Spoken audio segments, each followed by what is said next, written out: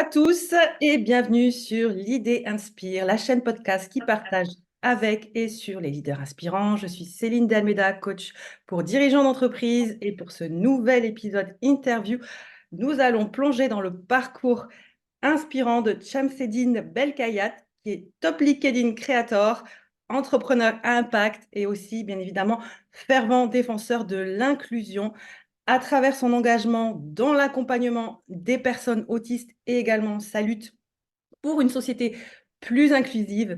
Chamseddine va nous dévoiler les coulisses pour un avenir meilleur, sa vision des choses, son engagement pour l'inclusion. C'est vraiment une vision pour un avenir meilleur, une conversation qui s'annonce vraiment riche d'enseignements. Bienvenue Chamseddine, vraiment un plaisir de t'avoir aujourd'hui avec nous. Bonjour, merci Céline pour l'invitation et puis merci pour cette belle introduction. Avec grand plaisir. C'est vraiment un plaisir de t'avoir aujourd'hui avec nous pour faire un petit peu écho à ton message que l'on voit souvent, que je vois en tout cas souvent passer sur LinkedIn et qui me parle profondément, qui fait écho avec mes valeurs personnelles. C'est vraiment voilà, cette vision du monde qui tend vers plus d'égalité, d'inclusion que je souhaite aussi partager ici. Donc vraiment bienvenue. On va tout de suite faire connaissance avec toi, si tu veux bien, sans plus attendre.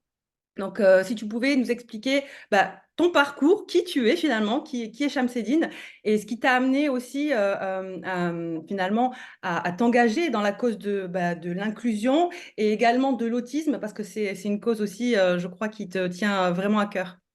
Ouais, tout à fait. Écoute, moi, si tu veux, comme je le dis très souvent en introduction de mes propos, j'avais pas vocation à parler de handicap, d'autisme, d'inclusion plus généralement, puisque j'étais officier de l'armée de terre.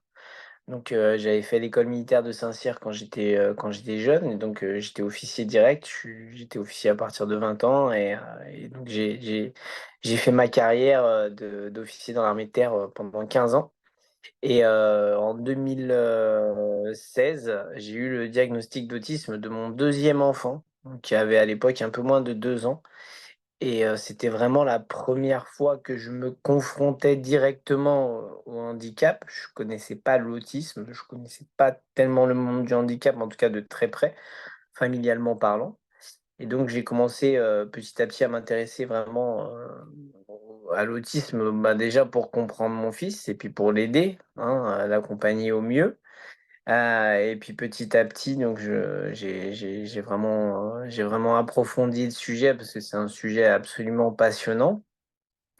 En parallèle de tout ça, donc en 2017, je continuais ma carrière militaire et donc j'avais des grosses responsabilités quand même. Je commandais une compagnie et je voyais aussi, avec mon fils qui grandissait, les difficultés qui grandissaient, notamment sur mes départs en mission et autres, parce que c'est vrai que c'est un métier qui demande à la fois de la disponibilité, mais aussi des déplacements, importants sur des longues périodes. Et Oui. donc j'ai commencé à réfléchir à cette période, à est-ce que je pouvais faire ça sur le long terme, sachant que mon enfant, en grandissant, avait également des besoins grandissants et j'avais 2 autres enfants. Donc ça a été une réflexion, assez mûre et intense, qui a fait qu'en 2021, j'ai raccroché le treillis pour me lancer finalement à 100 dans le domaine du handicap et de l'autisme en particulier, sachant qu'entre temps, j'avais, monté une association qui s'appelle Bleu Network, qui gère un réseau donc national mettant en relation les familles avec des professionnels et les personnes autistes avec le monde de l'emploi.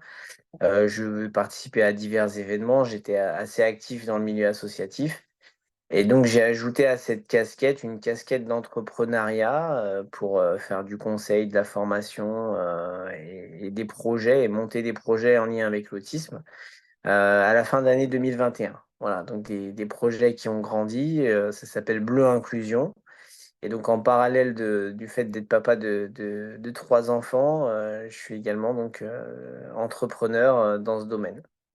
Génial, génial. C'est beau de voir que malgré, encore une fois, les difficultés de la vie, hein, c'est vrai qu'un handicap, encore plus de son enfant, c'est quand même un sacré coup, disons-le très clairement. On n'est jamais vraiment préparé à ça. Et c'est vrai que le fait que tu aies pu finalement ouais, t'appuyer sur, sur cette expérience de vie et finalement changer aussi de cap dans ta vie professionnelle parce que quand on se lance dans l'armée, c'est souvent pour longtemps, hein, c'est quand même bien souvent un choix aussi du cœur. Et là, tu es reparti sur un nouvel engagement qui est tout aussi noble et encore plus beau finalement, voilà, et de participer à cette inclusion et à cet engagement notamment envers l'autisme. Et ouais, c'est quand même très très fort et c'est vrai qu'il faut avoir une grande, oui, une grande force mentale, forcément, c'est pas simple. Et de rebondir à travers ces initiatives, c'est la meilleure chose finalement qu'on puisse faire, mais c'est vrai que c'est pas donné à tout le monde. Donc le fait que tu impulses ça au quotidien, je suppose que ça doit être vraiment une grande aide, et notamment auprès des parents qui, comme toi, ont des enfants soit autistes ou peut-être handicapés. Et ouais, et justement, tu nous as parlé de cette c'est une association, une fondation, Blue Network et Blue Inclusion, Ouais, c'est Bleu Network, c'est effectivement une association, ouais, tout à fait. d'accord. Et Blue Inclusion, c'est Et Bleu Inclusion, c'est l'entreprise que j'ai montée, on va dire, c'est ma reconversion professionnelle. d'accord, ok. Et du coup, quelles sont finalement tes principales missions au travers de Blue Network et Blue Inclusion? Mmh. Bah, à travers de Bleu Network, en fait, notre association, elle a pour objectif d'animer un réseau, déjà de créer ce réseau, hein, parce qu'aujourd'hui, il y a plus de 4000 personnes dans toute la France qui participent, qui font partie du réseau Bleu Network, hein, bleunetwork.fr.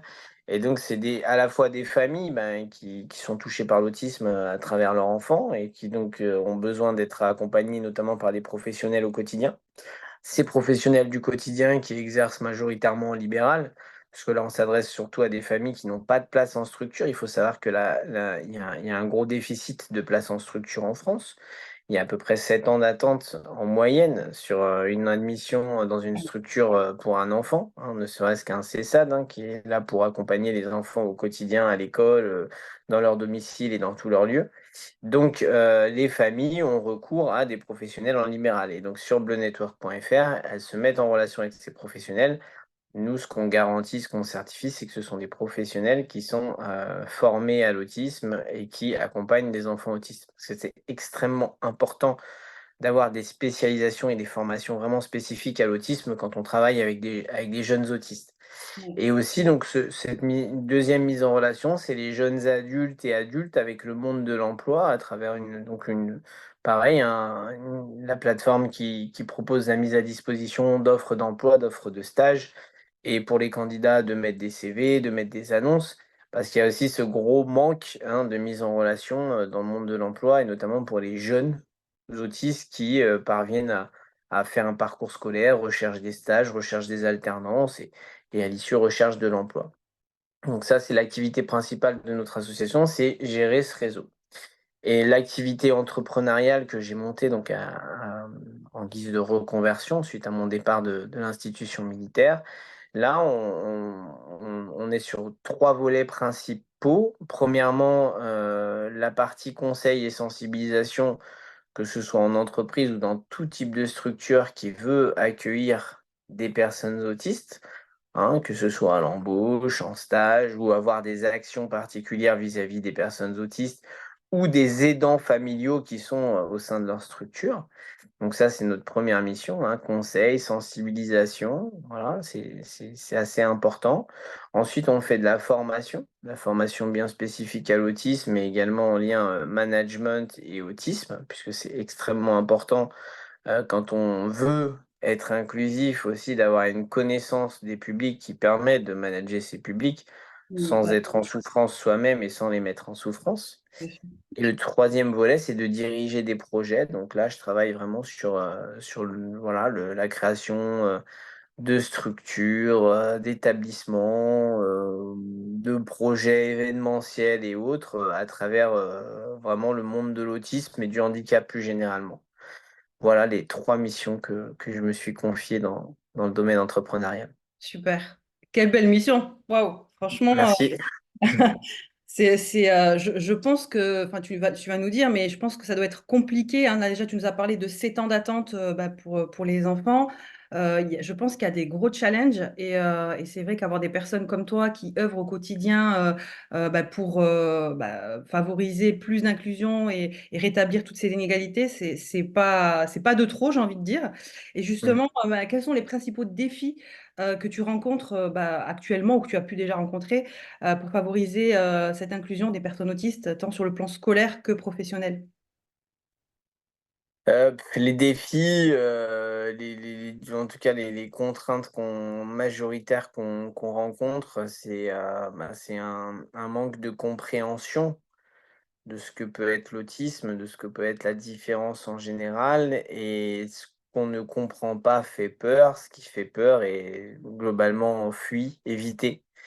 Donc, au lieu de se poser souvent les vraies questions, les bonnes questions et de penser vraiment au bien-être des personnes, à leurs droits, à la dignité comme tout un chacun et cetera.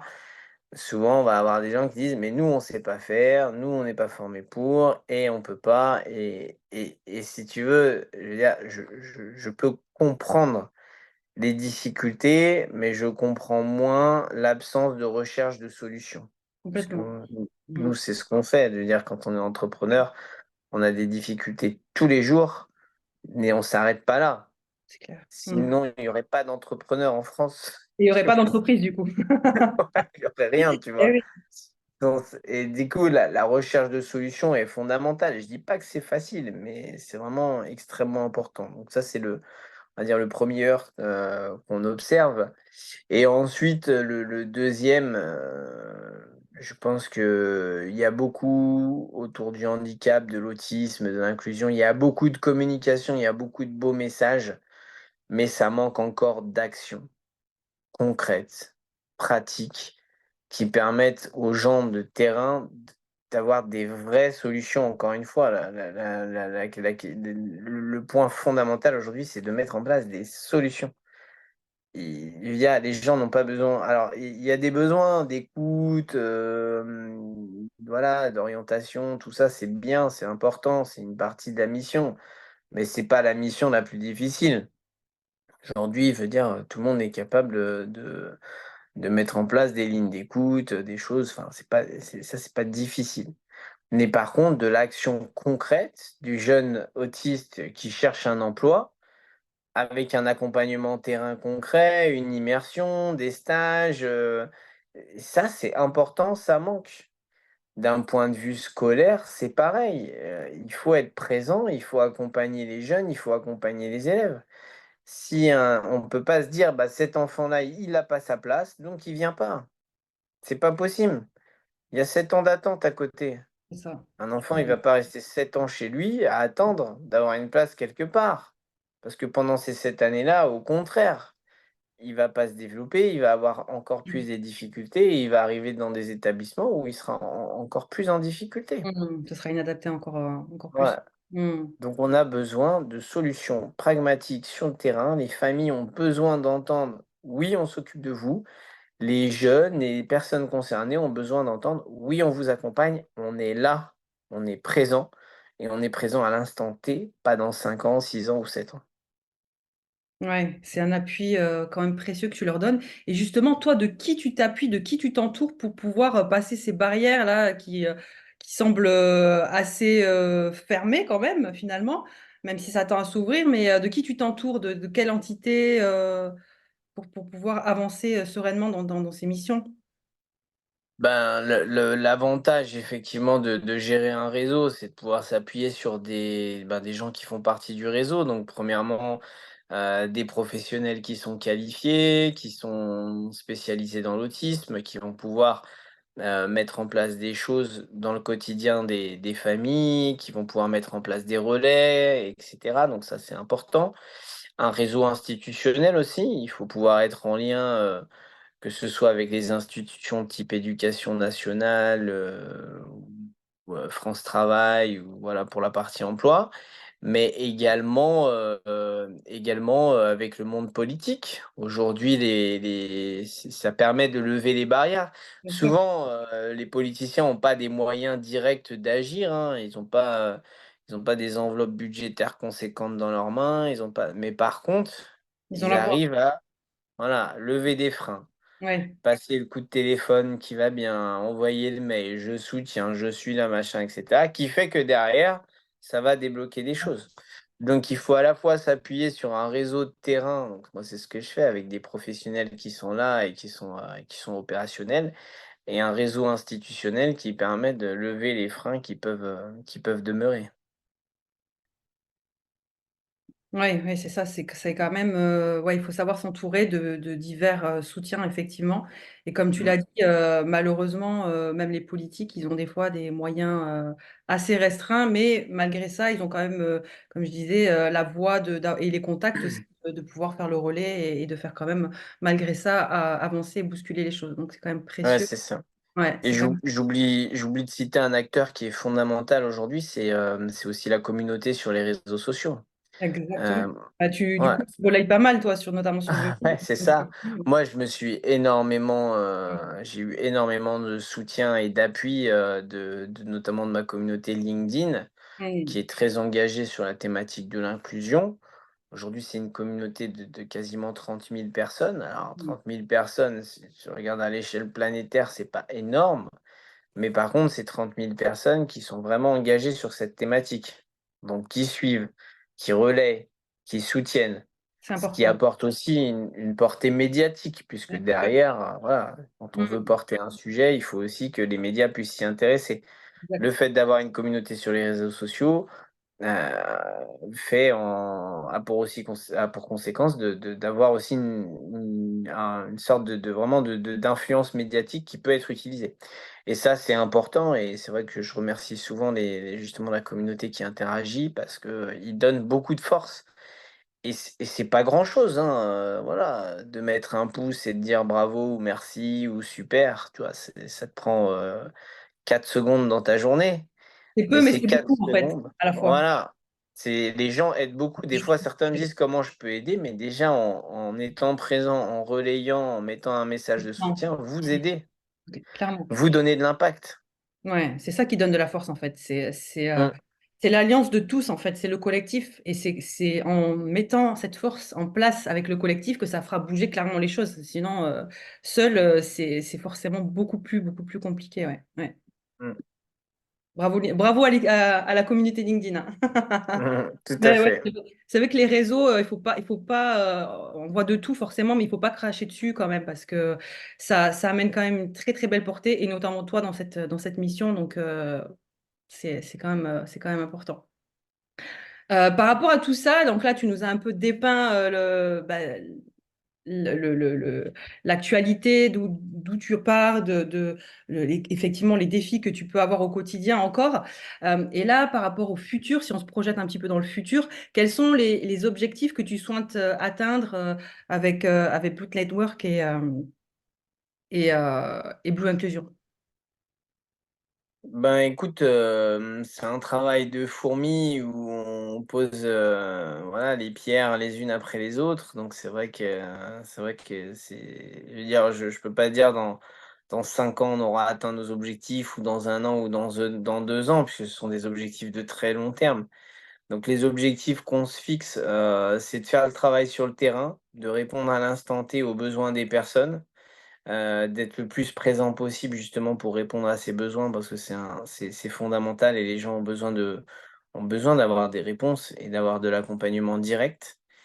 Donc ça c'est le premier objectif et le deuxième bah, c'est de faire évoluer la société petit à petit. Voilà, petit pas par petit pas, pierre après pierre et de se dire qu'on construit un édifice d'une société, inclusive et notamment compréhensive vis-à-vis de l'autisme, du handicap, de la neurodiversité et qui va faire que derrière et ben, les choses vont, se faire de plus en plus naturellement. Si un objectif, c'est que peut-être que dans 10 ans, on se pose même plus du tout les questions de: «Est-ce qu'un enfant autiste a sa place à l'école?» Qu'on se le dise clairement: «Oui, il a sa place à l'école et on fait comme ça». Et que tout devienne des automatismes parce que les gens ne se diront plus: «Bah, oui, mais moi je sais pas faire». Ah Les gens oui. diront: «On sait faire, on fait comme ça». Mmh. Donc c'est petit à petit, hein. Il faut vraiment toujours garder espoir Espoir, ouais. Mmh, c'est ça. et travailler.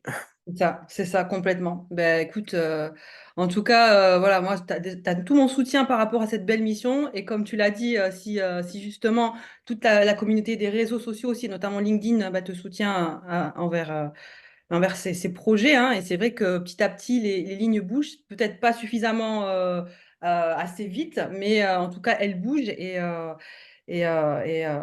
tout ce que tu fais au quotidien, ça fait que bah, ça avance aussi. Donc, on te souhaite vraiment que ça bouge encore plus, forcément, mais en tout cas, voilà, j'ose croire qu'il y a des belles choses qui arrivent et que ce soit dans plusieurs domaines, hein, c'est dans tout ce qui est plus globalement rétablir les inégalités, que ça tend à bouger et faisons chacun à notre échelle surtout que ça bouge. C'est ça, c'est surtout ça qu'il faut aussi retenir. Et je rebondis parce que enfin j'ai vu quand j'ai regardé ton profil, tu as écrit un livre, comprendre pour autisme, comprendre pour mieux accompagner. Euh, Mhm. donc ça aussi c'est un beau projet finalement que Ouais. tu l'as écrit il y a longtemps. Donc c'est un livre que j'ai co-dirigé.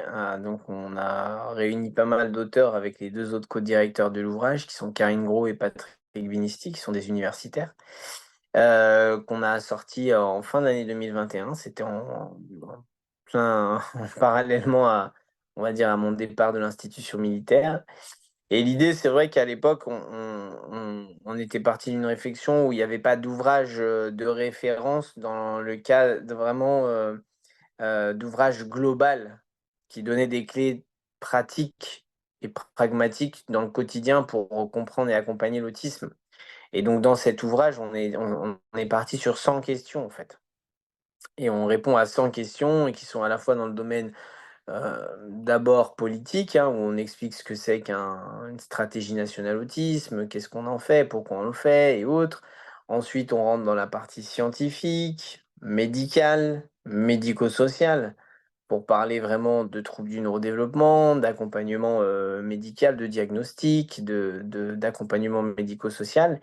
Et puis après, on rentre aussi dans la partie emploi et scolarisation, avec aussi des clés pragmatiques sur qu'est-ce qu'un dossier MDPH, comment tu fais un dossier MDPH, etc. Et on termine par ce qui nous semblait extrêmement important, ce qui était des témoignages de parents, de proches, de personnes directement concernées, pour toujours porter la voix de l'autisme de l'intérieur des gens qui le vivent au quotidien. Et donc voilà, donc on a fait 100 questions, qui permettent, aujourd'hui d'avoir des réponses concrètes et pragmatiques. On avait envie d'écrire cet ouvrage, de le diriger en tout cas, parce qu'on s'est rassemblé avec plusieurs auteurs, tous compétents dans leur domaine. Quand on parlait d'école inclusive, d'éducation nationale, on allait chercher les référents d'éducation nationale. Quand on parlait de diagnostic médical ou scientifique, on allait chercher les référents du domaine. Et voilà, c'était dire aujourd'hui, ce qui est important, c'est que les gens puissent trouver des réponses à leurs questions. Et des réponses à leurs questions, c'est à l'instant T, c'est pragmatique, ça doit être direct. Et c'est ce qu'on a fait dans cet ouvrage. Voilà. Super, super. Et puis c'est aussi un moyen de vulgariser de manière simple et efficace finalement ben, ce qu'est l'autisme, quelles sont les premières réponses aux questions, comme tu l'as dit, ben, que peuvent se poser notamment les parents ou des accompagnants ou même à une échelle plus grande aussi, hein. C'est vrai que c'est un moyen de démocratiser l'autisme et de pouvoir participer aussi à cette inclusion. Donc, Mmh. ok, c'est cool, c'est cool. Euh, on va arriver rapidement vers la fin de cette interview déjà. Finalement, quelles sont les principales leçons que tu as apprises bah, au cours de ton parcours professionnel aussi dans l'armée et de ton engagement en faveur de l'autisme et de l'inclusion? Mmh.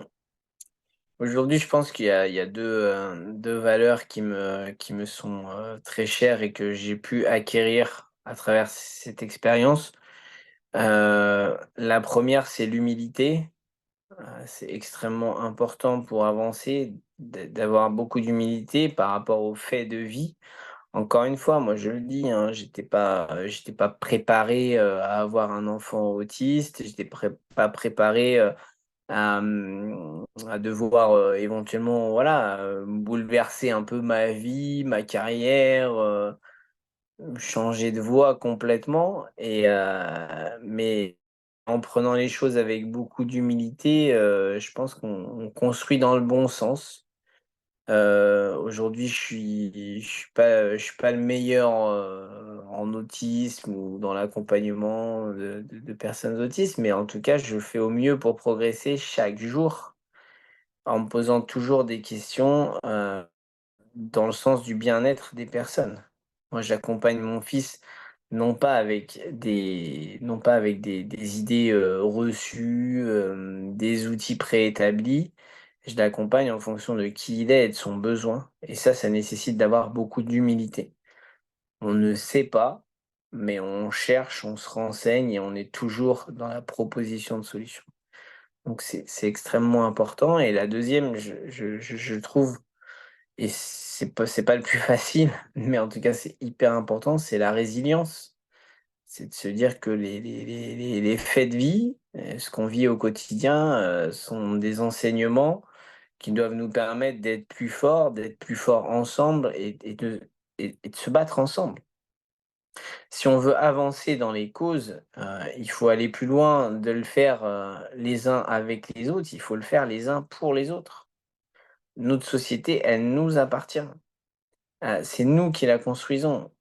On peut pas se plaindre de la société qu'on a si on n'est pas engagé pour faire évoluer les choses et pour faire évoluer les choses, il faut être résilient parce que les combats sont durs, ils sont longs, les chemins sont semés d'embûches et parfois on a envie de baisser les bras. Mais si on baisse les bras, derrière, je veux dire, on peut pas s'attendre à ce que les choses, évoluent dans le sens qu'on souhaiterait. Et c'est pour ça qu'on a besoin de relais, qu'on a besoin de soutien, qu'on a besoin de se soutenir moralement et d'être là les uns pour les autres. Encore une fois, je le dis, c'est important, être là les uns pour les autres. Et donc cette résilience, nous apporte après la capacité effectivement de faire bouger des montagnes. Donc voilà, si je veux citer les 2 choses principales que je retire, de ma carrière et de mon expérience de vie et professionnelle, c'est l'humilité et la résilience, bah, pour avancer tous ensemble. Avancer tous ensemble. Moi, je retiens ça parce que c'est clairement ça, en fait. C'est que si on veut faire bouger les lignes, bouger les mentalités, le monde, bah, c'est en se serrant les coudes, comme tu l'as dit très justement, et c'est en étant tous ensemble et pas les uns contre les autres.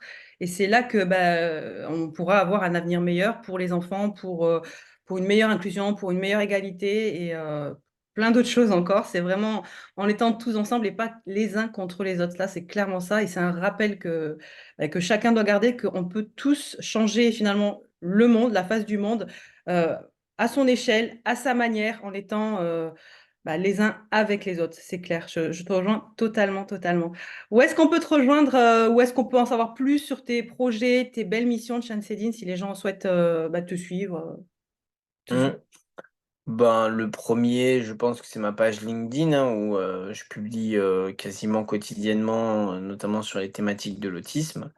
Donc, sur mon compte LinkedIn Shamsdine Belkhayat, c'est assez simple.